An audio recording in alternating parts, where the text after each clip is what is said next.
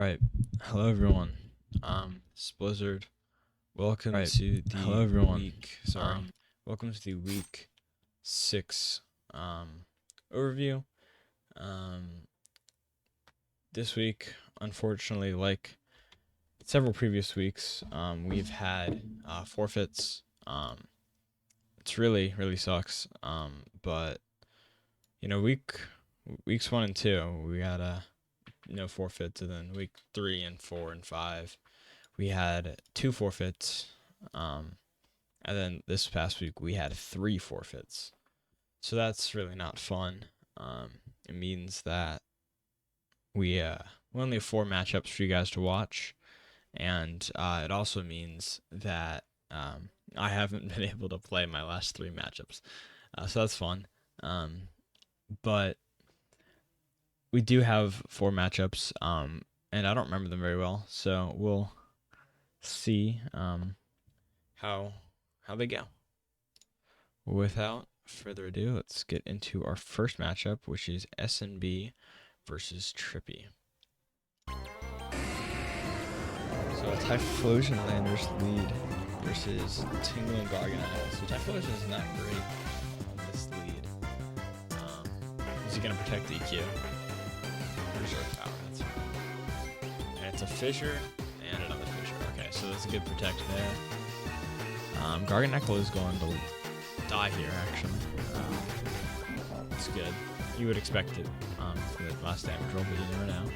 And then Rockslide does nothing. Oh, it's because it's that makes a lot of sense. And then a Grass Knot comes out, but a Rockslide still does some basic damage here. And Origin Pulse does pick up the kill on Zoroark. And a Fissure, okay. Probably double the Zoroark's on it. The other annuity is really nice, meaning anything other than Fissure does no damage. Wow, it was a really bad turn for SMB. Wastes a Terra and to 0 damage. But he's still in actually a winning spot. Focus Blast does connect. So does Grass Knot. Thunder. It's quite a bit of commanders. And oh my god, these rocks like this is great. You think it's 50% accurate. Another Focus Blast miss, but what can you expect because it is Focus Blast. And then Thunderous protects that. But now Typhlosion is actually not a great spot to win this. And that's not a sunny day on Thunders. I would expect a sunny day, but Grass Knot does pick up the kill, so I guess that was the right play. Hero might actually win here though, depending on if he gets full parried. It's a lot of damage, and the Rock Slide does not connect, so Trippy is getting quite unlucky. And this is still, yeah. Ooh, full para. Makes this just even worse. It was already probably lost, but that's just salt in the wound. I will say it is a little funny watching Trippy, whose entire strategy is built around luck, getting extremely unlucky. If you're going for 30% accurate moves, that's obviously entirely luck-based. But here he rarely win. I don't know if he had like a single Oko move have a chance to hit because it either attacks into protect or into a flying type. So I think he really wasn't clicking many. So the fact that he got screwed on RNG still is kind of funny. But let's move on to game 2. Let's look at SMB versus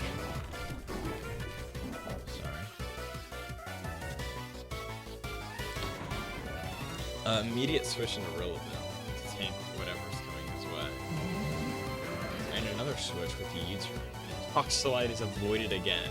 The Tributes had terrible RNG on those, and that Rockslide picks up big damage. That other Rockslide would have put Thunders very low. And we also already knew that it was clear body Garganacl, so Thunder Wave actually does something instead of, you know, the usual Garganacl set or ability of Purifying Salt, which makes it immune to those status conditions. Then we see a Flash Cannon come out and do almost no damage, and Thunders dodges yet another Rock Slide, which is absolutely crazy. And a full pair on Garganacl, meaning Trippy is just really losing RNG here. Another Thunder Wave comes out, and Garganacl lives, actually, because it was a Grassy Glide instead of what should have been a Wood Hammer. And the Citrus Berry on the Thunder is really nice, because it just adds to that bulk, and it's already very bulky. Then a Grassy Glide picks up the kill on Garganacl, but he will probably go down to this Rock-Sonic Kyurem, and the effect on Thundurus means it's a 2v3 now, but Kyurem and Kyogre are very strong. Kyurem is intimidated and paralyzed, so it is an uphill battle, and I don't really get the targeting the Kyurem. I think you let Kyurem survive while paralyzed and target the Kyogre, because as we saw, the Water Spout did just pick a double kill.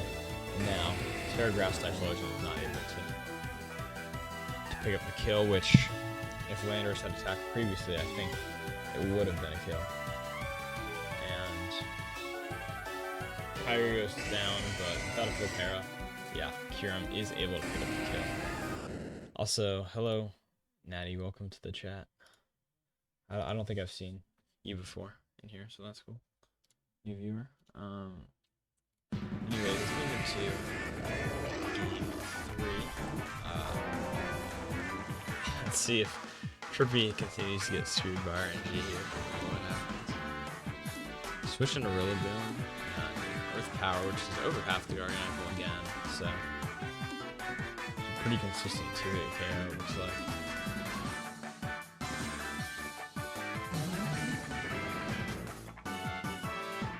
Then a Wood Hammer does pick up the kill. I think into Team Blue would have made a little more sense, but I didn't use Earth Power. Maybe he was expecting a switch. Thunder Wave does miss, so that's good at least. And Rock Slide just acting like a 50% accurate move here, which is crazy. And no Wood Hammer is really surprising. I think Wood Hammer would make a lot of sense in this Team Blue here. You just want to kill it and make it a 2v4. That makes things very easy for you. Instead, it looks like he might prioritize the Kyurem,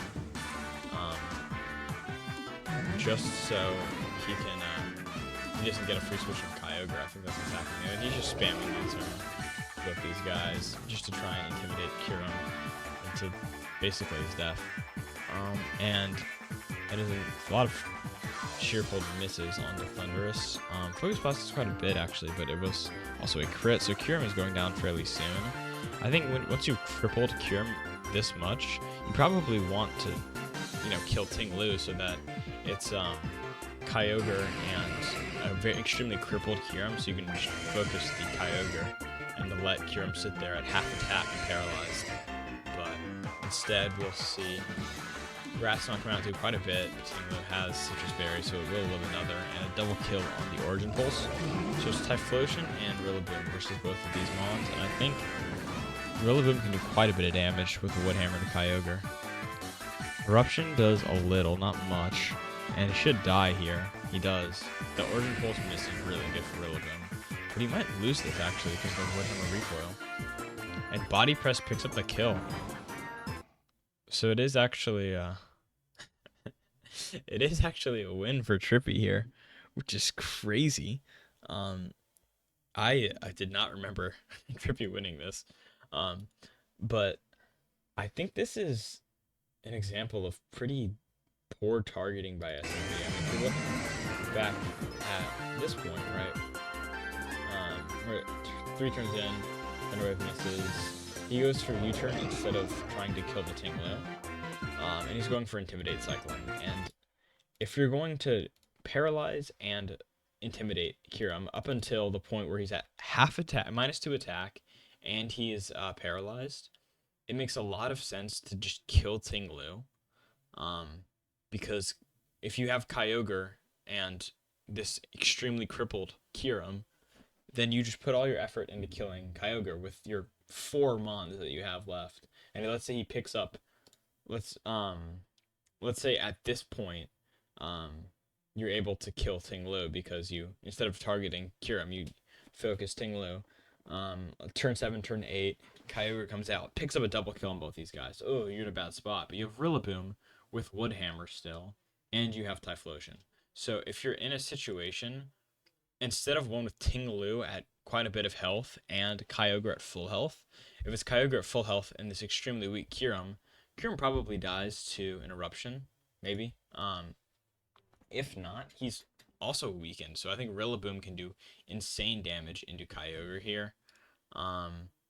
And if he gets the miss, the Origin Pulse miss like he did get, that makes things even easier. I think just in general, trying to or keeping this Tinglu alive is not ideal, and letting Kyogre get a free sweep is the worst case scenario. And it kind of felt like Kyogre just was able to dominate this set. He was able to. He picked up the double kill on both of them. There, you see here he kills. Sorry, he's able to pick up the kill on both, and then literally the following turn, he only. I don't know if Rillaboom is in death range, but it's in rain, stabs, maybe, but. Either way, he picks up the OHKO and Typhlosion. Really just insane damage from Kyogre this whole set. And it feels like SMB really did not slow him down at all. And we know that this Kyogre is a Wiki Berry. And we know he's probably not max special attack, or maybe he is, but he feels like a much more like bulky set. So I'm kind of surprised that you're letting him, or that he's being such a threat, because if you have a Mon that, even if they're insanely strong, if they're more focused on defense, they're going to do less damage. So it really is kind of SMB's fault to let him put in that much work. It's not like I have Miraidon on my team, and if Miraidon gets a lot of kills, like, well, it's Miraidon, it's insanely strong. Like, you're expecting Miraidon to be like a super heavy hitter. If you have like a super defensive Mon, you don't expect it to. Yeah, Analytics just said that it's max special defense, meaning you really don't expect it to be. I mean, you expect it to do a lot of damage, or like good damage still, even without any special attack investment, because it is Kyogre.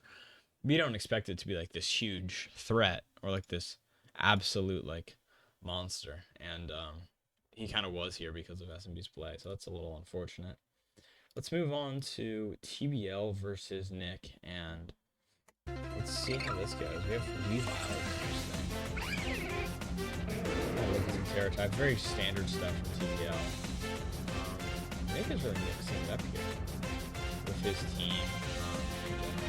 I mean, I think we have some pretty standard stuff here. But I like the Terra Steel, the Terra Grass as well. Kind of cool. Probably for something. Knockoff is quite a bit. Let's trip him up. It's a little hard. Amoonguss still does outspeed, and that's a good switch.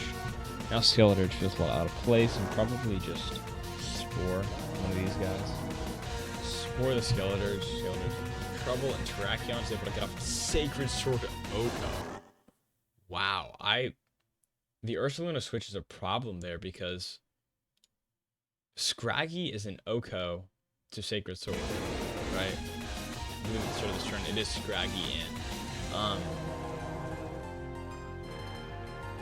Sorry, let me turn down the music a little. But it's a little crazy to switch into a Mon with a similar weakness. Like, if you switch into Necrozma here, expecting a fighting type move, then Necrozma's immune to that, right? That makes a lot of sense. If you switch into a Mon with the same exact weakness in front of a fight, like switch into from a dark type to a normal type, both of which are weak to fighting, in front of a fighting type, especially Terrakion, who's incredibly strong, that's just feels like a pretty poor play, or it feels like you're kind of asking to die here. Scraggy gets off an Intimidate, but he's still probably an OHKO from Terrakion. Rage Powder is interesting. I think you just pick up a kill on Skeletors, but maybe you don't have like Clear Smog or whatever. Clear Smog would be good into Skeletor, and another kill, and Skeletor does wake up, and does quite a bit with Torch Song, I'd imagine. Doesn't kill, actually. That's kind of nice. He survives +1. And Terrakion cleans it out. That's wow. I think sacking Ursaluna was really rough. If you're gonna sack anything, probably Scraggy. I mean, you also have I think you had Frigoraph at 36% as well, so that makes a lot more sense to sack than your Trick Room Sweeper. You want to get your Trick Room Sweeper in pretty fairly. Yeah, Frigoraph was at 36%, so instead of here switching your Scraggy into Ursaluna and just letting him die, if you either stay in with him, or if you want to intimidate, you switch into Frigoraph. Then you're able to get Ursaluna in pretty fair or pretty easily.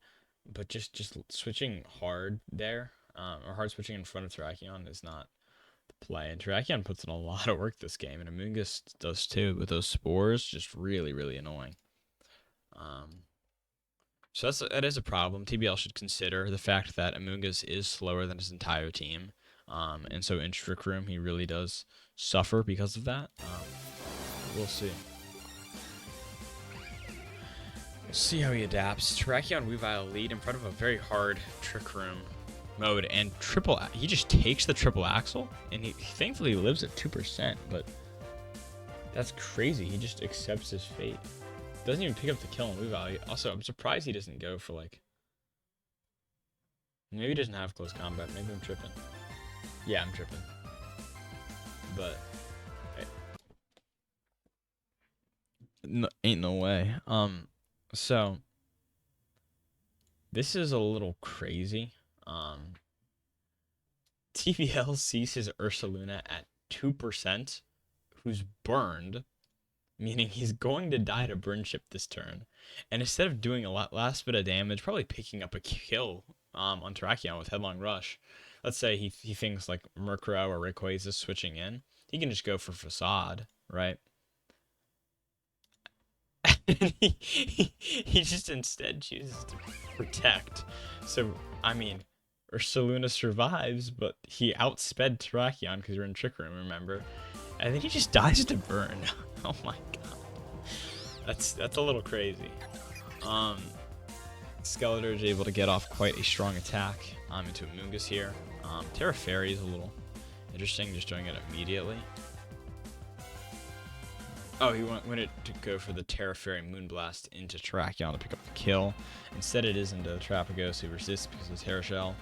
So, a Torch Song does come out. That's good because Amoonguss has Rage Powder, obviously. And now you will pick up a kill on Amoonguss. Only problem is Trapagos is getting free Calm Minds. And Frigoraph wakes up, and Helping Hands, which is not necessary. I mean, we've already saw last game. I believe we can see here. This is a +1 Skeleturge doing 81% without a crit, right? We have a +1 Skeleturge. Amoonguss is at 71%. And he goes for Helping Hand. So Helping Hand is really not necessary there. Maybe Frigoraph had nothing better to do.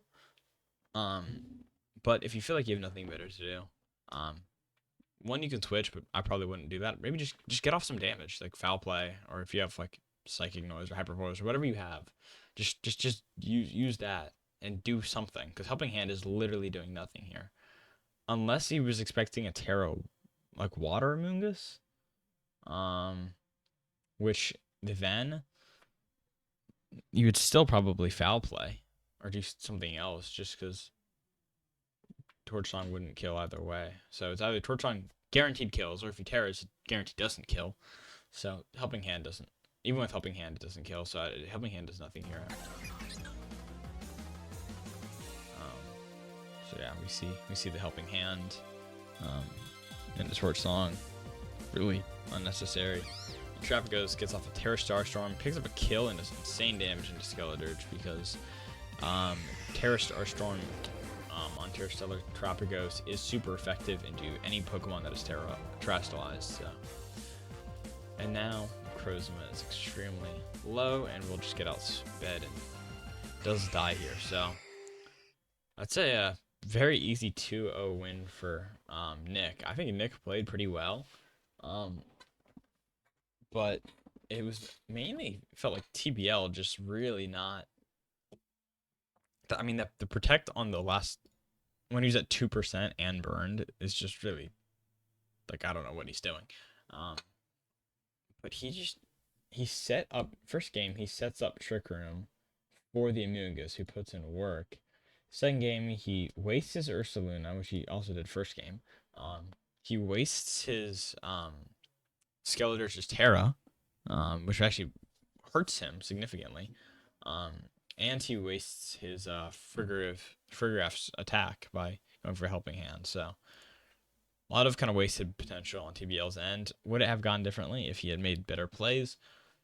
Probably not. I mean, he could have, killed Terrakion, but we still have Terapagos, so it's hard to say.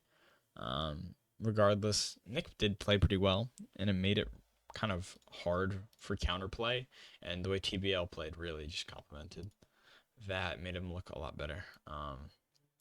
So anyways, let's move on to Amladude versus OK. Shiftry and Klefki versus Rangmoon Lunala. Shiftry kind of makes sense because of if you're expecting a Torkoal lead, then you're able to take advantage of that with Chlorophyll. Torkoal probably is not led because of that, and also we see because of that booster energy on Roaring Moon. When normally he runs, I forget what he normally runs actually, but normally it's not booster energy, I believe. Or if it is, he just usually leads Torkoal to make it show that so the booster energy is not immediately consumed. But here he is going for that, and it's attack boosting, which he runs more often than not. But it's just interesting to see here. And we also, this is a little crazy, we see a double Terra. Terra Fairy Lunala is, I think, what OK has run every single week, and he clicks it almost immediately every single game. Kind of makes sense in front of a dark type, but he was very fast to click that. And then Shiftry is Terra Water, probably from like expecting an Acrobatics from Roaring Moon is my guess. And we see a Taunt onto Klefki and a Snarl, which is really good into that Lunala. Lunala goes for Meteor Beam and not Trick Room, which is interesting. It is also good to consider. Besides Conkeldurr and Torkoal, we see that Min Speed, Smeargle, and Shiftry, and Klefki, and Dialga Origin actually underspeed a lot of his team, or all of his team, besides, I guess, Indeedee as well, is outspeeds Dialga.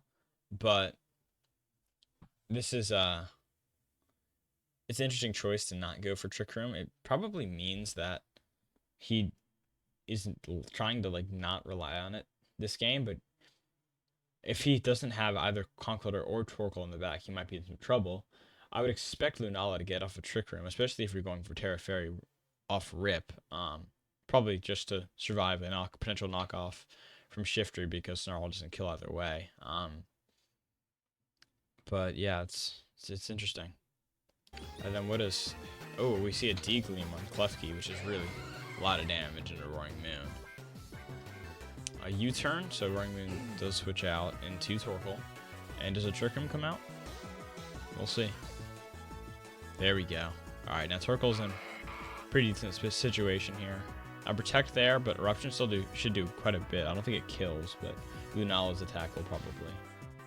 Unless it's Moongeist Beam with Dialga, that's interesting. A switch into Ho-Oh means that another Moongeist Beam does quite a bit, and he's not able. Amladude is not able to get off an attack. Actually, it's nothing. Never mind. I thought that would do quite a bit, but it does not. We see a switch into Indeedee. That's a little interesting. Maybe just because you feel like Lunala isn't getting up enough damage, or to preserve it. So you can set Trick Room later, but either way, we see that. And then a Rain Dance on Klefki is really bad for Torkoal, meaning the damage is significantly lessened. And we see Life Dew on top of that. So Amladude's team, not only is it bulky, not only is he changing the weather to be even bulkier, but we see screens come up as well in the Klefki. So really just killing the damage output from OK over here. And Meteor Beam does charge up because Power Herb has already been used. And Trick Room comes up again, but we can see a Protect on Ho here if you want to survive quite easily. And Torkoal's in a really bad situation because no matter how many times it switches, Klefki can click Rain Dance at the start of the turn to just get rid of the sun, so it's really not a whole lot of damage. And without OK doubling into a slot, Life Dew means that the regeneration is really good on both ends, and Lunala's Burn Chip could actually hurt it. I don't know if that affected the Degleam roll, probably not, but either way. And we also do see now, out of Amladu's 3 Mon, they're all extremely healthy. It's surprising how, like, I know he is going for screens and Life Dew, but like, it's impressive how healthy his 3 Mons are against this Torkoal who is just constantly out of the his weather. And Indeedee at 45% probably can't do a whole lot of damage, and a Roaring Moon at 31%, which is even less, who also probably can't do a whole lot of damage into some of these guys. So Torkoal comes back out, but Rain Dance probably does as well, and Heat Wave does not do much damage. And now they're just Degleam. Wow, 3 and 4% is really unfortunate. And Indeedee does go down here, so Trick Room is probably off for the rest of the game. Or it is off for the rest of the game. So we have Roaring Moon and Torkoal versus the other two, and Roaring Moon does go down to a Degleam. So now it's Torkoal versus the world, and Eruption is out of its element, so it's really impossible for it to win this fight. A Life Dew is really unnecessary. It's just kind of salt in the wound, and Heat Wave doing 2% is less than ideal. And then a double up in Torkoal will kill it if Earth Power, which it is. So, wow. Insane bulk on Amladude's side. I think the Rain Dance plus screens really shuts down Torkoal. And the Life Dew as well, because Torkoal, the only real way it does damage is if you're running max special attack, and you're in Trick Room to outspeed, and you're either like Charcoal or Specs, and you're clicking like Eruption or Heat Wave. That's the only really real way Torkoal can do meaningful damage against, or in this, especially in this format, and even more especially against, restricted Pokemon who are generally bulkier. And then you pair that with the Sun boost, and it could actually do some meaningful damage. But once you take away the Sun, and not only take away the Sun, but change it to Rain, that hurts its damage. Then you add Light Screen, that really hurts its damage. And so it's really not able to do any meaningful damage at all. And then you slap on Life Dew to have all that spread damage immediately recovered.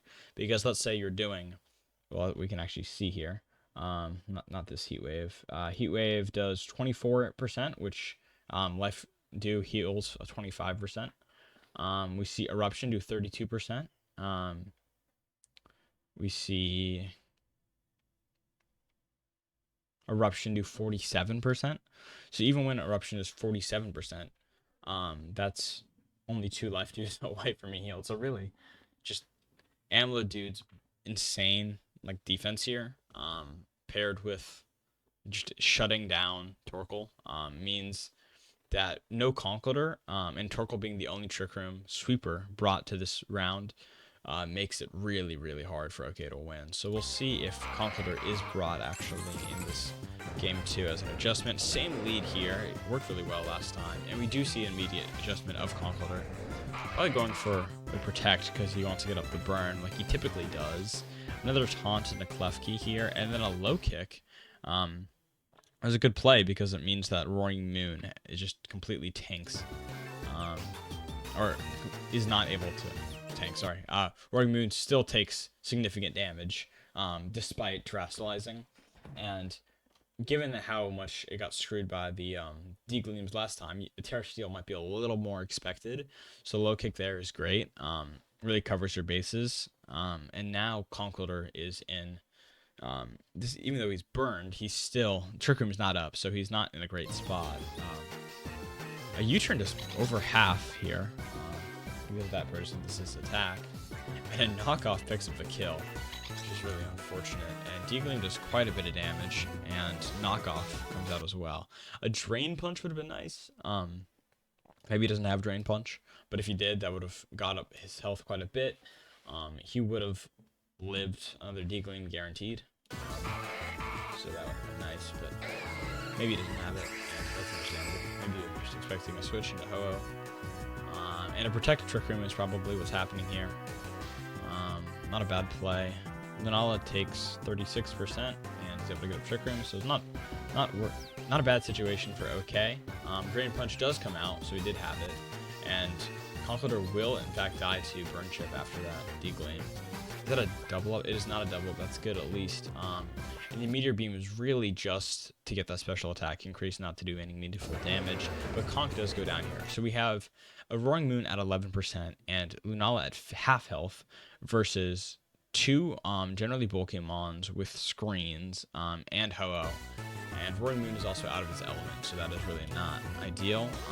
We have a 3% live, which is really just not... it was already kind of over for OK, but that just makes it even worse. And a lack of spread move on Lunala is not great either. So Conk going down here quite quickly and quite easily is really where OK loses. I feel like Conkeldurr was your win condition. Like, if we look back on this turn, if you take quite a bit of damage from this knockoff, or sorry, from the Deagling, but if you Drain Punch into Shiftry, you still kill it, and you get your health back. You're probably at like 70%,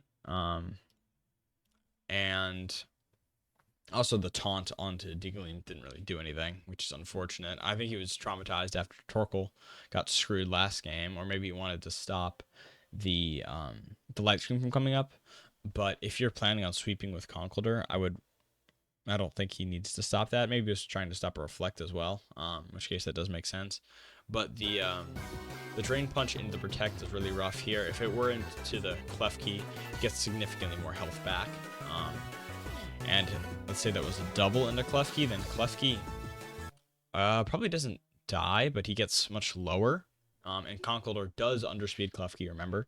And then we're in a situation where Dialga cannot protect again. So if he wants to survive, he needs to switch, or Terra. But yeah, Terra wasn't already used, or no, Terra was already used. Yeah. So it means that the only real way is to switch into Ho-Oh, which is probably the last mon. But if that is red via a Drain Punch and a Clef Key and a Moongeist into Dialga, or if he had conversely gone for Drain Punch and Moongeist into Clef Key, and then double targets the Dialga on the potential switch with like Drain Punch and Meteor Beam, that way you cover your bases. You could also just Meteor Beam and Drain Punch. There's just you have a better chance to win. Whereas in this situation without Conkeldurr, it's really game over. So Klefki did quite a bit of put in a lot of work with Deagling, just really crippled both Roaring Moon and Conkeldurr. So then game one, he was definitely the MVP of just shutting down Torkoal. So I think the problem with teams like OKs and It's Just Me's are that they have a lot of good support, but that unfortunately that means they only have a handful of like really strong attackers or major threats. So if you can focus all of your energy on shutting down those major threats, it's much easier to stop the team and shut it down, and that's exactly what happened here. Dude played a great game and was able to really shut down this Lunala and the Torkoal and the Conkeldurr. So and made Roaring Moon kind of out of its place and low health both games, so it was really not able to contribute much either. So it's a great set by Amuledude. Also, I feel like in some previous games, Amuledude has had his opponents kind of help him out significantly. Here it didn't feel like that as much, so it was just quite impressive. A U-turn does over half into Ndidi off the lead. In the standard side spam lead, does quite a bit of damage, but Ninetales survives pretty easily, and so is able to get off an AV before Ndidi can move, which is key because it can now survive this turn, and it is able to switch out if needed and set up the snow later in the matchup if it wants. It does get outsped by Mewtwo, so it can't attack beforehand, but that could be crucial for Wa. And Corviknight with the Psychic Seed is really nice because we see how easily it can take these attacks. I mean, it switched in here in front of 2 expanding forces from 2 psychic types in psychic terrain. Normally that does a lot of damage, but it took 32% from both of them, so that's impressive. We see Protect on Ninetales, helping hand E4 should do. Wow, never mind. I forgot how little it took. So it is pretty much a free Tailwind for Wa, and this means Ninetales does in fact outspeed. If he wants to go for like an Icy Wind or maybe just a strong Blizzard, that could make a lot of sense. I am a fan of Blizzard, as you might expect. And I think Corviknight with an Iron Head could do quite a bit into Mewtwo because it's a physical attack and it's Psychic Seed boosted. So we'll see. It is a Protect here and an Icy Wind, meaning that Ndidi is able to probably just pick up the kill. A Roost is actually really good here because Corviknight is so bulky. Unfortunately, Ninetales is kind of sacrificing its life for no reason. That is the only problem of like clicking the Icy Wind. I think Blizzard would have killed. It's hard to say, but either way, not ideal. If you switch into Urshifu here, actually, I think that's a good play because now you have Tailwind, so you outspeed. The only risk is being hit with the D-Gleam, but you're probably just going to E-Force because it does more damage anyways. So if you switch into Urshifu, then you're immune to the E-Force, so you get a free switch. You preserve your Ninetales for later in the match. You outspeed next turn, and you get your Corviknight back to the full health. Well, even if he goes for a double E-Force, you're okay. The only risk is the D-Gleam, and I get that is a problem, especially in front of Teferi Mewtwo. I'm not sure if Mewtwo gets D-Gleam, but I know that indeed he does for sure. So I can understand that, but I think the side spam does feel pretty clear. A Protect is smart by Turnham here. It actually really punishes the play that Wa does make. But if it was a switch into Urshifu, it would have just been a waste of a Protect.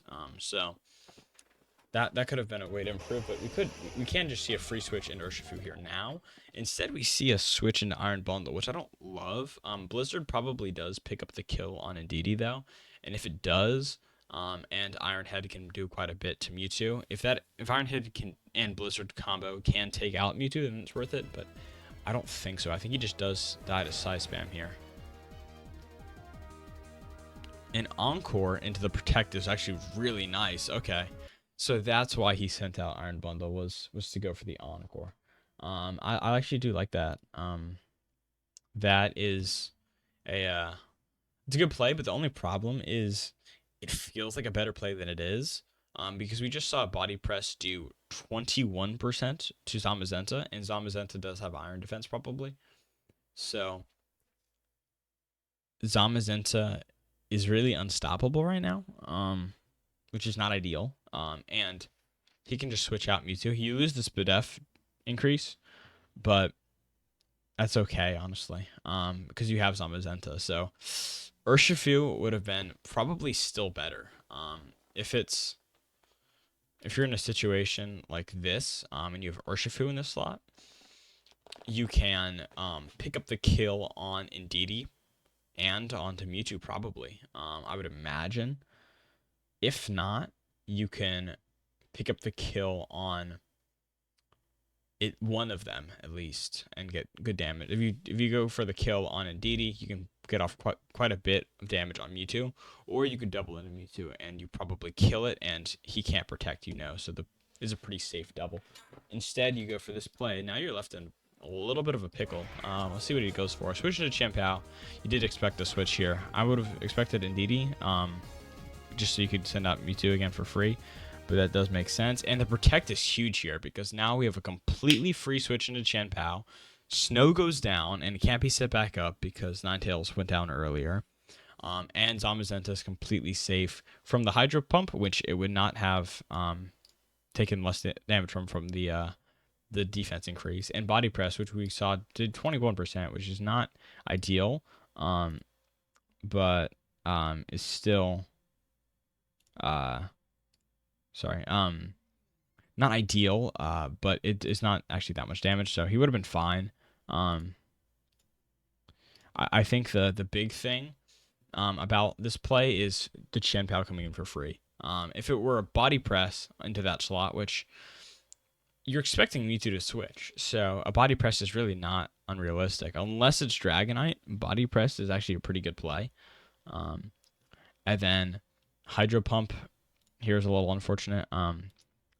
But it's just really, this means that Chen Pao is able to not only help Zamazenta, but do insane damage itself. So we'll see what happens here. Also, the Terra Water was wasted, so that's really unfortunate as well. He goes for a Protect into the Body Press, which is quite good, and Tailwind comes back out. So it's really just kind of a positive turn here. Psychic Surge does come up, which is the only problem, but it was probably coming up anyways. So we see Hydro Pump to over half, and Body Press actually does not kill Ndidi. No double into Zamazenta, which is interesting. I think because he was traumatized from the last time that happened. It's not a terrible play. But now Zamazenta is outsped, so a Hydro Pump will kill. I think Body Press Hydro Pump makes a lot of sense, but we'll see. It is a Protect. And will it be a Body Press? It is. All right, so that is a kill. The only issue now is if Chen Pao does come in. Okay, he could Sucker Punch, but now that we know it's Mewtwo, Zamazenta is in a little bit worse of a spot because Hydro Pump should kill it, or you can go for a Body Press to get it low, but I think we should know that doesn't kill, so... We'll see. A Blizzard comes out, which is interesting because we are not in snow, so it does miss the Zamazenta. I think he got a little bit greedy going for a kill there. And then we see a Body Press, which does not kill. So if Blizzard connected, it would have killed. But keep in mind, Blizzard's 70% accurate. And the odds of both of those 70% accurate chances hitting, so the odds of hitting both opponents, is 49%. So... there's a 49% chance that this is a good move, which is not ideal. You'd probably rather go for the guaranteed kill into Zamazenta. But if it had worked out, it would have been a good play. So that's not the worst play in the world. Body Press does do quite a bit. The Corviknight does live. It also does have Roost, so that's good to consider. And then Poison Jab is an interesting bring on Urshifu. It does pick up the kill on Mewtwo, and then a Body Press does finish off the Corviknight. At this point, I expect if this is Scarf Urshifu, which I think it revealed it was, then you want to use some attack. Well, Chen Pao, if it's Scarf, means this is game over. But either way, Chen Pao does a lot less damage than Zamazenta, so you want to kill Zamazenta here. Oh, it's Poison Jab. Sorry, it is probably Scarf, because it does outspeed. So now it can't damage Zamazenta. Sorry. So it's game over.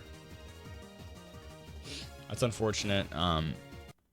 I've had Scarf Urshifu several weeks, or at least 2 weeks, and I believe I've been in situations like that where you just can't really do a whole lot of damage, which is, I think, actually against a tournament I brought a Scarf Urshifu, which had close combat, and I was in front of like a Terra Ghost and Indeedee, I believe, or something along those lines.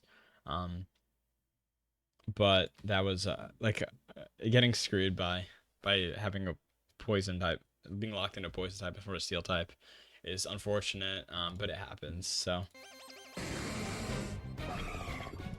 we'll see what happens here. Wheezing lead is really interesting, just to stop the Dauntless Shield, but it doesn't capitalize on that that defense drop with Urshifu. I think if you're leading, then it makes a little more sense to go for just like a CC into Zamazenta.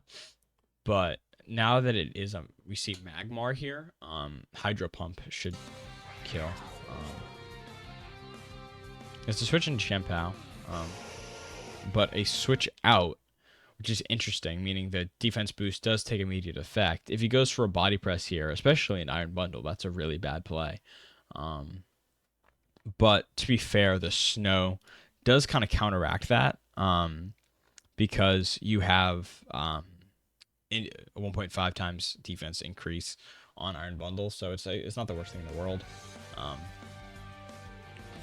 Iron Bundle goes for a Blizzard into both and does not do quite a bit. It doesn't do much damage at all, actually, into Zamazenta, 13%, and only does a third of Chien-Pao's health. And Iron Bundle does, in fact, get O-Code here to a body press. And the thing about Wheezing is once you switch out once in front of Zamazenta, Dauntless Shield activates.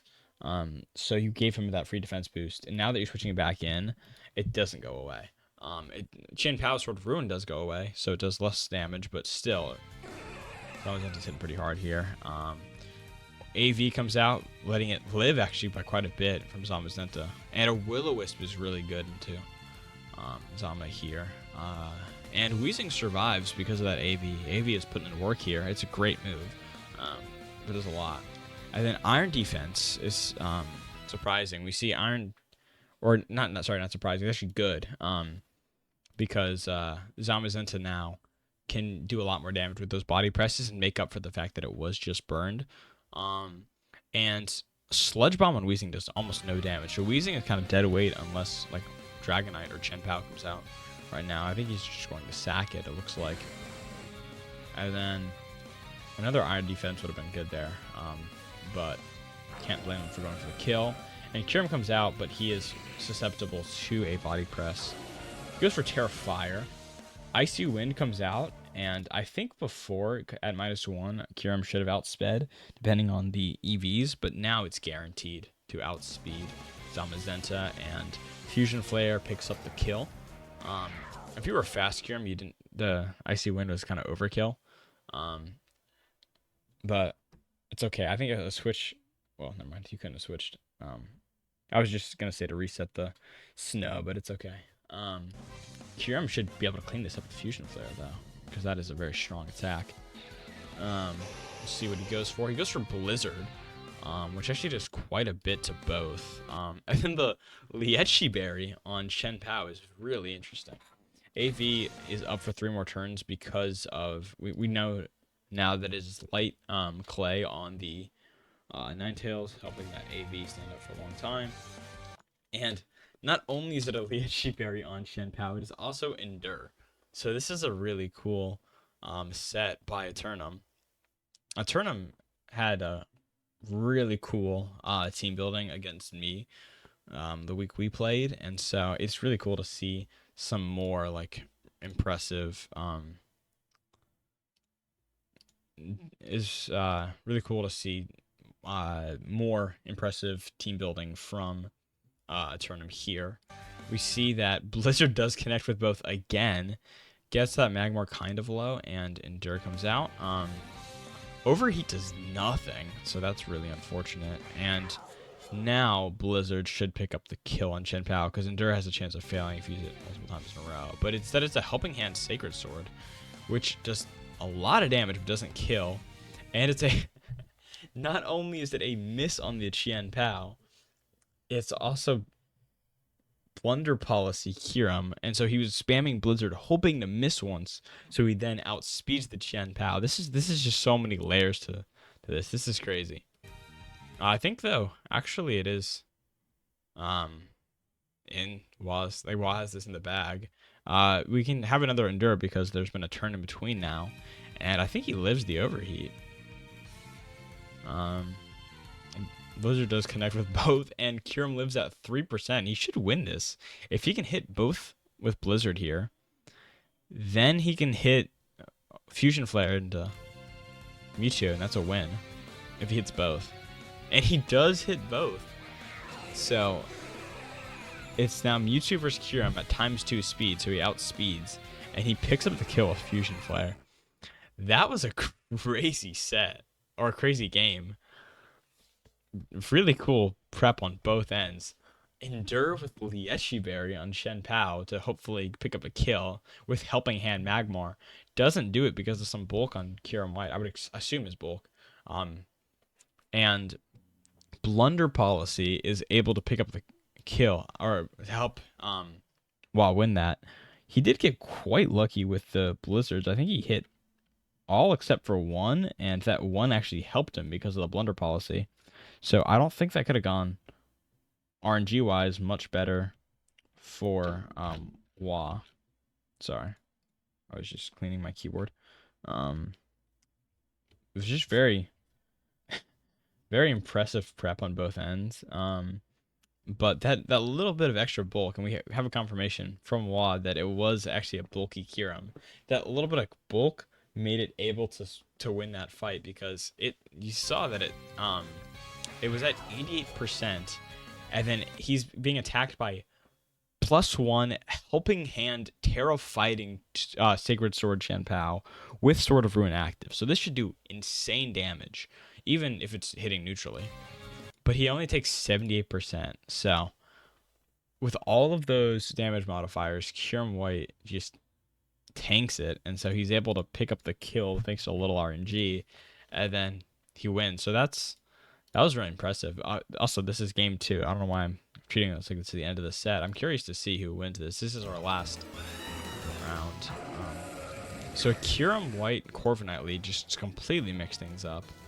It's interesting. I think Weezing actually would have been great into here because it not only does it shut down multi-scale and the Dauntless Shield, he can get some Will-O-Wisps out for free, but we'll see what happens here. Protect and another Protect. Tailwind on both ends, probably, yes.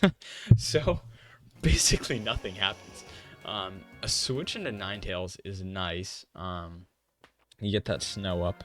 Body Press, it actually survives quite easily, and the Draco comes out, which is great if you're Wah, because now you get a free Corviknight move, and you can set up AV next turn potentially. Body Press does nothing. Maybe he was expecting a Terra normal, or Terra Steel, I guess, which is okay. But I would just go for Body Press and to Zamzenta if you're going for Body Press. I feel like a waste of a turn there. Or I guess you wanted to break multi-scale, I guess.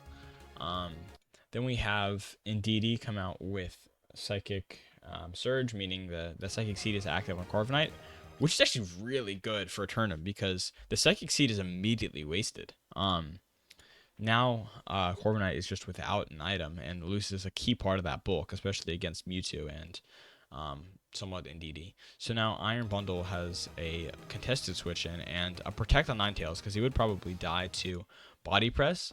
But Eternum reads the Protect and goes for Iron Defense. So great play by Eternum.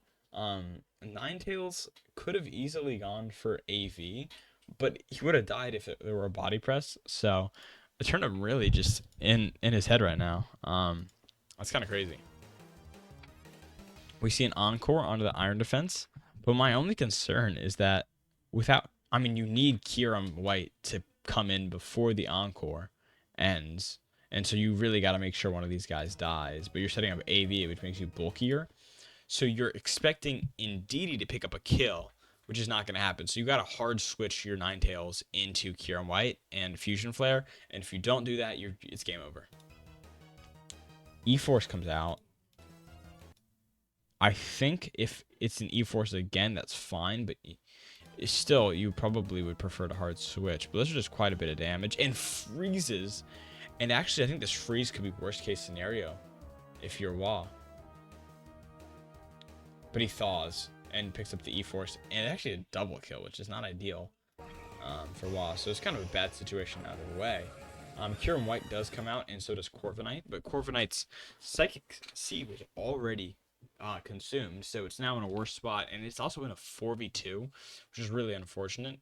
Kieran White probably going for Fusion Flare here, or kind of has to do anything, but that might not kill. And with the Terra, the fighting, it doesn't kill, but it doesn't matter because he didn't even go for a Fusion Flare. That's it's really surprising. I don't know why you wouldn't. You get outsped. I guess if you go for Tailwind on Corviknight here, then it's a different story, but yeah, because now you outspeed, and we see that Dragonite is surviving on 21%. So, only problem is Snow's not up anymore, so you can't really go for Blizzard. You kind of have to Fusion Flare Zamazenta, but if it protects, then you're also in a little bit of trouble. He does go for Blizzard, and it doesn't kill, and Body Press doesn't either. So, with Terra Fire, Fusion Flare, it's a safer play, but it still doesn't kill, I believe, which is really unfortunate.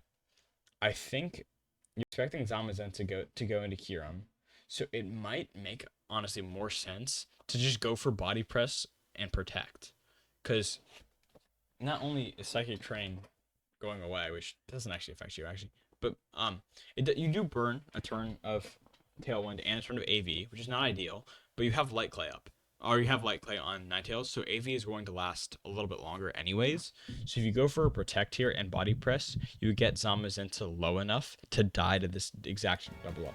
But instead, that does not happen, so a Body Press does pick up the kill, and this is extremely tragic, because Corviknight now just dies to a Body Press. And there's a Protect on Zama. Yeah, I mean, the only situation where that play works is if Zamazenta goes for a Protect. But, yeah. Because then Dragonite gets a free Tailwind. So I guess that does make sense. Yeah. That does make sense. I can see the thought process for sure. It's just an unfortunate situation to be in. And Helping Hand Body Press definitely kills. Even through AV. So, man, it felt like Wa had a chance to clutch that back. Probably it's just false hope, especially because it was a 4v1. So, either Chen Pao or Mewtwo is in the back there and can do insane damage. So, probably not actually a real chance to win that last game. But it was a great game 2. I mean, that was very entertaining to watch. So, despite the fact we only have 4 matches, we did get 4 great ones. With that being said, let's move into our Fields of Punishment and Elysium.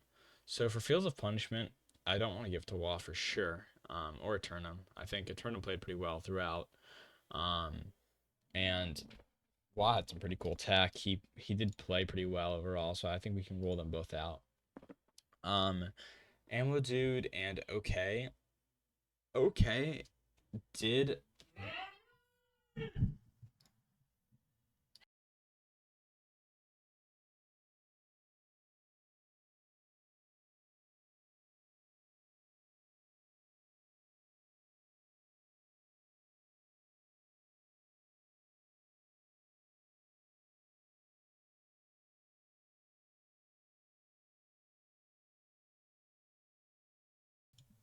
Sorry, I had to.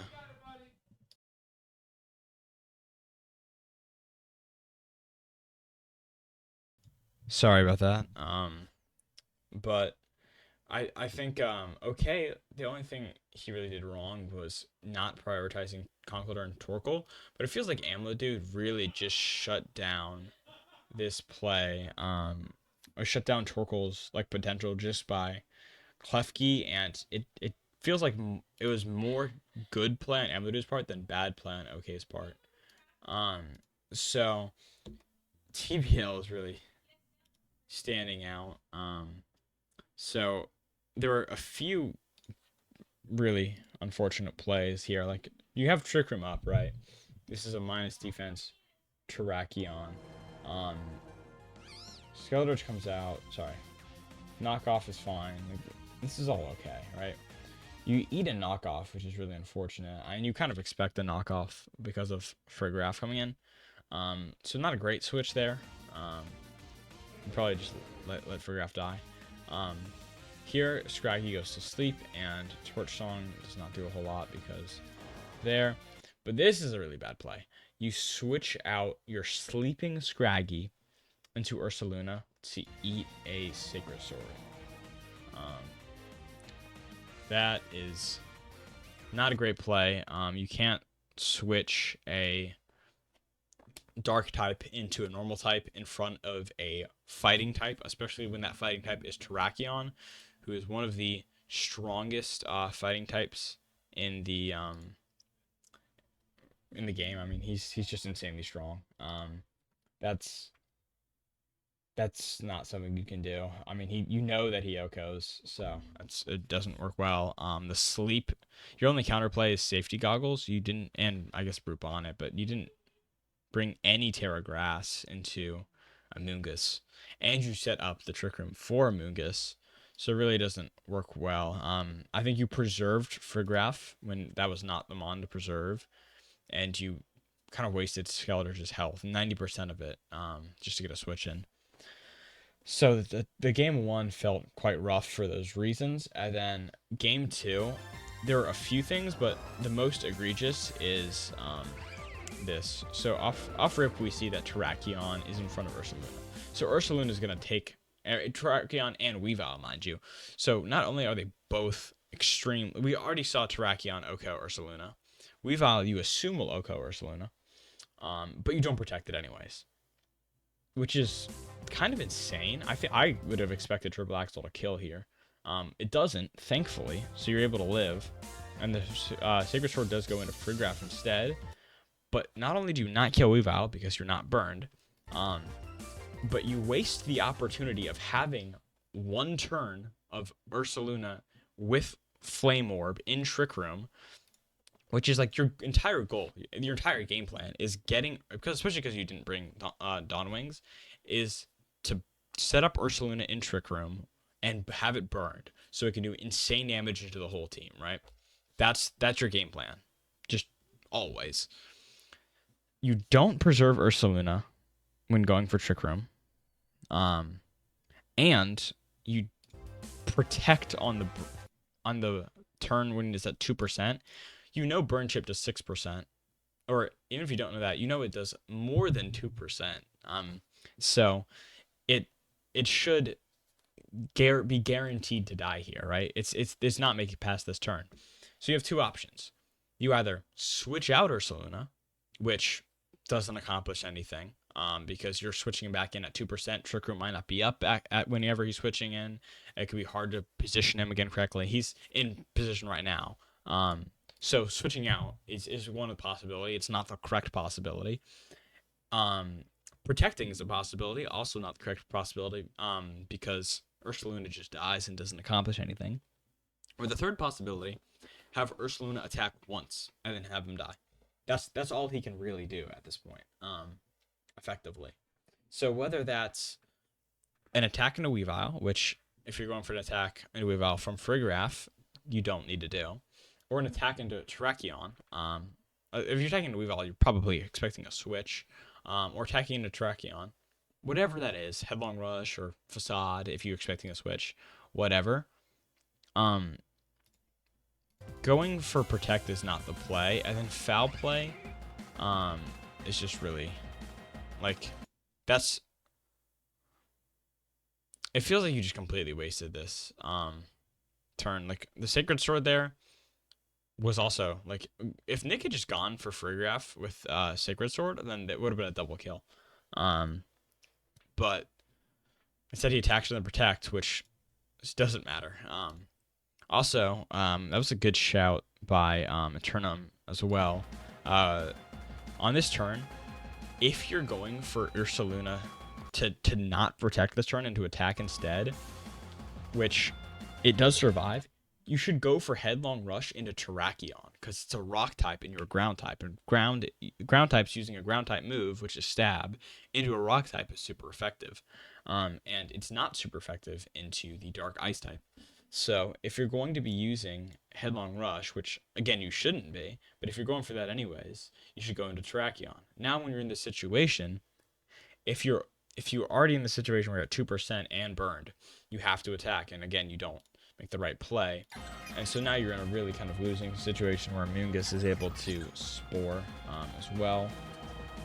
Actually, he's not able to spore because, or he's able to spore Friggraft because he is Armor Tail and not Sap Sipper. He's not able to spore Skeledirge. You go for a Terra Fairy Moonblast into Trapagos, which does not work out. You're trying to pick up the kill on Terrakion, but that's actually a fair play, but it just really doesn't pan out for you. And then here, you go for Helping Hand Torch Song, which wastes and completely wastes Skeledirge's attack, because we saw this game on this turn. After Friggraft goes down, Skeledirge wakes up and goes for Torch Song, which is 81%, right? Mungus at 71%. So without a Helping Hand, you're +1 both times. So you're in the exact same situation. You're even Terra Fairy, which doesn't affect it, but you're in the same exact situation, except 90% healthier. And you waste your Friggraft's turn by going for Helping Hand. So for that reason, I am going to give the Fields of Punishment to TBL. I think protecting on burn and the just the kind of wasted opportunities really hurts.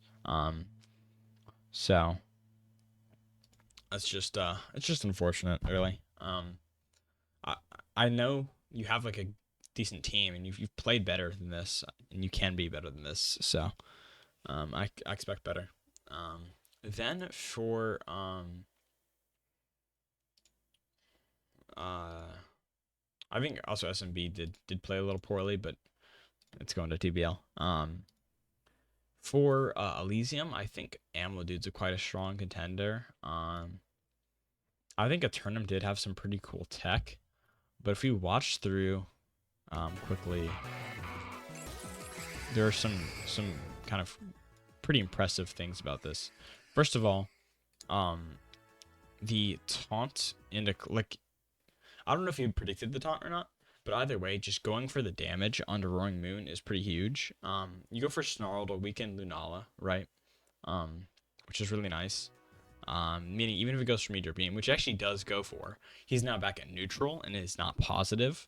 And something that I found when I was fighting Lunala is if I could Snarl it to make the Meteor Beam set it back up to neutral instead of positive, that was huge for me as well. So just keeping that Lunala neutral or lower is huge, which he does go for. And again, the D-Gleam here is really good. You get off damage onto Lunala, which you already did with Snarl, but you get off a little bit more damage, meaning that it's kind of even farther from Shadow Shield now. And not only that, but you also get off a 4 times super effective attack, which is Stab, onto Roaring Moon, which is really good here. And Roaring Moon, as we saw, only goes for taunt. It doesn't get off any damage, actually. And here, the switch means that Shiftry is able to live. I don't know if he would have lived, but he's guaranteed to live now.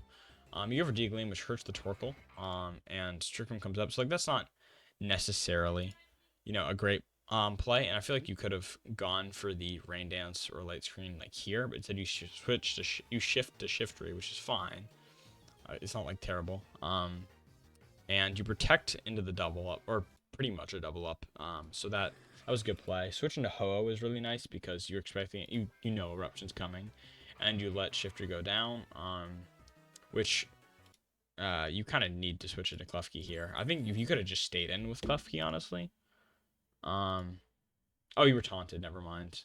You couldn't Rain Dance, but now that you have Klefki back in freely, you can go for that Rain Dance, and the Rain Dance bring was good. I mean, I would expect you to bring Rain Dance and screens on Klefki, but like that's if you're fighting a Sun team, you want Rain Dance. Klefki runs screens most of the time, so it's not anything super crazy, but you do a good job of repositioning Klefki to get back in, and the life do bring on Hoa. We've already seen several weeks from Amplitude, but it's really good here, especially when a spread move is being used and when it's not a whole lot of damage being dealt. That's exactly what life do is perfect for countering. Also, something that I just noticed is pressure on Hoa. I don't know if it is pressure, but I'm seeing that maybe he's just clicked eruption 4 times. Okay, sorry. I don't know if he would say Ho is exerting his pressure, so it's regenerated, which makes more sense. But I thought because of the PP, I'm just dumb. Never mind. Um, but light screen does come up here, which means that it's even less damage from this end, and Lunala can't safely click Meteor Beam, because it is its power orb is consumed, and this is showing you why he can't safely click it. Like, he can still click it, but because of protect, it means if he reads who it's being used into, which you have a mon that's 4 times weak and a mon that resists, so it's pretty clear who he's using it into. Um, it just does no damage. So good play again, and the Torkoal comes back in, Rain Dance comes out. So really just a good job this whole set of shutting down Torkoal and Lunala. So identifying those major threats, shutting them down, and then also Roaring Moon and Conkeldurr, just getting insane damage off on them with Klefki early on is huge.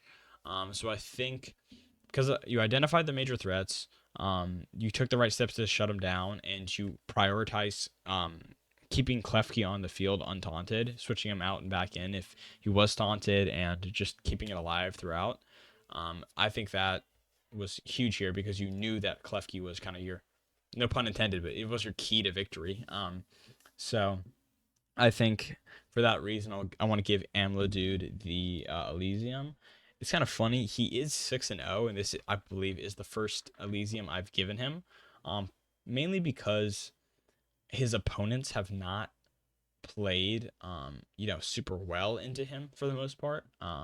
It's not that he hasn't had competition or that he hasn't played well. It's just mainly gone for like a perish trap strategy, and his opponents have been poorly prepared for that strategy. And that's kind of just typically how it's gone. Of like his opponents are not super well prepared for him, and so it feels like the win is a little less impressive. But here, it feels like he was extremely well prepared into his opponent, played very well. Positioning again was just really great, and Klefki was a monster. So, without further ado, or at least we'll go to Amplitude. And congratulations. So let's move on to the standings. We can see that while I am 7-0, or sorry, 6-0, that's because of the 3 forfeits that I mentioned. So it's really not a legitimate 6-0. Amplitude does have a legitimate 6-0, so far more impressive. I wish I could, have earned my 6-0, but it's just unfortunate with how it's worked out. You can see that he has a plus 21 kill differential, which is crazy, and It's Just Me has a minus 17 kill differential, which is also crazy. Partially because he is 3-2 or 3-3 only because of forfeit. I believe. I think he had 1 or 2 forfeits, so that helped him as well. But with the standings, we have 5 3-3 teams, which is actually interesting. And though Charcoal is at the lowest differential out of all of them, he has by far the highest kill differential out of all of them, just because he's had to forfeit. So I think he, if he's able to win in the next few weeks, then I know that he is going to have a lot more free time coming up soon. If he's able to make playoffs, I think he could do quite well in playoffs, especially because he started out 3-0. So I think he has a lot of potential still. Cromp has only lost. I'm moving away from the 3-3s, but Cromp has only lost 2 weeks, and I think he has, and one of those was a forfeit. And the other was week 1, so you can't really blame him too much. Like it's just your first week. And his team was incredibly strong. So I think he has a real chance to do well in playoffs. And Nick as well. Started 0-2, but is actually an incredible player. I've been watching his matches, and he's been looking great. He had to take a forfeit win this week, but other weeks he's been playing pretty well. So I think I wouldn't be surprised to see him do well here. Hopefully I can do well. Amlo Dude is obviously a major contender if I am able to play him in the next 2 weeks. Um, and if I don't play as well as him, honestly, I could go 8-0 still and not um, not beat him. Just if his differential is better. Um, and then I could see him, getting that number one seed. Even if not, it's hard to see him missing at least semifinals, but I could see him in the championship quite easily. And then some other teams of note. Trippy did get his second win this week. So he's now 2-1 the last 3 weeks. Neither of those are from forfeits, which is kind of impressive. Seeing him turn it around. And then we see these two other 2-4 teams on losing streaks. So Voids has lost his three of his last games, and Screwbite has gone 0-2 in the last 2 games. So they're both on losing streaks, which is really not a good situation if you are trying to make a push for the playoffs. And we also want to make a note of all of these teams being 3-3. The 2-4 teams need to win 2 games to have a realistic chance of making playoffs. While Nick and Cromp are fairly securely in playoffs because of their differential as well, and AMLO and I are guaranteed for playoffs at this point. So that's really nice. And then OK, S&B, Eternum, It's Just Me, and Charcoal are all 3-3 and all fighting to be 4 of the 5 in playoffs. I think it's hard to say which of these will miss it. I know that I am playing It's Just Me this week. So if I win, then he is 3-4, and the best he can do. And he'll have also a negative differential, so he might be eliminated from playoffs if he loses this week. It's hard to say. And if I want to check the schedule real quick, let's just look at these next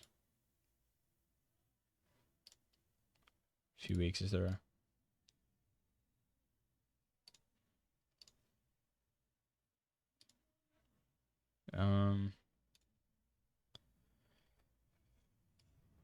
sorry. I'm just going to makeshift this right now.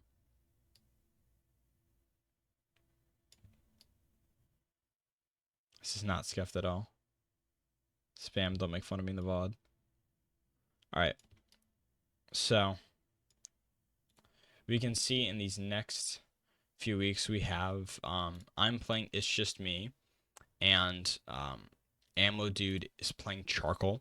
So those matchups have a lot of say for kind of those middle playoff spots. Also, we see some people like OK versus S&B. It will have a big impact. And then It's Just Me having to fight both 6-0 teams back-to-back weeks is really unfortunate. I am not fighting AMLO Dude, so we will have there can be up to 2 undefeated teams this season, even though one of us earned it, and it wasn't me. Then we also see Charcoal versus S&B. So S&B is playing OK and Charcoal, so both of them are 3-3, so I believe. So it's really a lot of matchups in these next 2 weeks will dictate how playoffs goes. So I also wanted to look at the MVP race, which again, this is not scuffed. You can see that Maridon barely squeaking in the top 20, and Urshifu Rapid Strike as well. Just barely squeaking in, even though they've only played 3 games, because I've only played 3 games. That's kind of funny. We see some faces kind of towards the top. Lunala and Conqueror has kind of gone down, but Lunala is still pretty clearly at the top. 20-7 is an insane record. Amlo Dude has Dialga pretty clearly near the top, and Screamtail as well, which shows the kind of the power of his Perish Trap. Charcoal I think has had a forfeit twice, and he has Calyrex, Raging Bolt, and Great Tusk all in the top 20. S&B has Hisui and Typhlosion, who went insane last week, and then Rillaboom as well. So we have people like that. Eternum has Zamazenta and Chen Pao in the top 6, and then he also has Mewtwo at 16. So that's very impressive. And Trippy has actually gotten Kyogre up to the number 4 spot, which is also impressive for a 2 and 4 team. Um, so it's and we also have in that top little bit Screamtail without a death, which is a little crazy. And we also have at the 16 Mewtwo has a -3 differential and is still number 16, which is pretty funny. So yeah, that will do it for this week's stream. In the next 2 weeks, I will be going off to college, so I will be able to do probably a stream next week. It's hard to say, really, and I will not probably be able to stream after that, so we might have spammed off only streams from there on out. So we'll see kind of how it works out, but if this is my last stream, it's been a pleasure. I've really enjoyed doing these streams. Thanks for everyone for tuning in. We've had some people like SNB and Amladude and Wah and Eternum who have kind of shown up pretty consistently for these streams, so appreciate that. And thanks for everyone on YouTube for watching as well. We really appreciate it, and it's been a good season. I wish I could have played a little bit more, but I enjoyed the time that I was able to play, and as someone running the league, it's been great. Everyone in the league has been, super kind of great. No one's been rude, which is kind of rare. I feel like in a lot of more competitive communities, people tend to get toxic, and we just try and be like a really friendly community and not have it be competitive at all. And if it's competitive, it's like friendly competition, and thankfully, we've been able to maintain that even with interchanging members. So, thank you all. I'm gonna call it for tonight, and yeah, I will also finish writing the Fields of Punishment Elysium post as well. So, thank you all for tuning in, and good night.